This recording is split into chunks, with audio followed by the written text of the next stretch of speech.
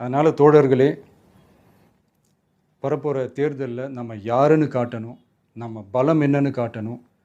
அதுக்காக அந்த பலமான, அந்த பவர்ஃபுல்லான ஆயுதத்தை நம்ம கையில் எடுக்கணும். அந்த ஆயுதம் வேறு எதுவுமே இல்லை, ஓட்டு, வாக்கு, ஜனநாயகம். அது இருந்தால் தான் நம்ம அந்த வெற்றியை நோக்கியே நம்மளால் பயணிக்க முடியும். தமிழ்நாடே அந்த வாக்குச்சாவடி முன்னாடி திரண்டு நிற்கணும். அதை பார்த்துட்டு தமிழ்நாடே தமிழக வெற்றி கழகமா, இல்லை தமிழக வெற்றி கழகம் தான் தமிழ்நாடா அப்படின்ற மாதிரி இருக்கணும். வீடுன்னு ஒன்று இருந்தால் தான் ஓடு மாற்ற முடியும்னு அறிஞர் அண்ணா அவர்கள் சொல்லியிருக்கிறாங்க. அந்த மாதிரி ஓட்டுன்னு ஒன்று இருந்தால் தான் இந்த நாட்டையே காப்பாற்ற முடியும்.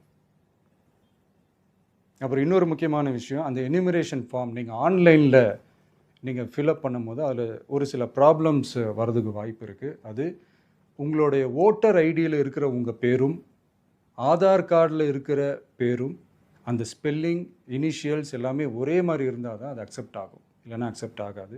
அது கொஞ்சம் கேர்ஃபுல்லாக பண்ணுங்கள்.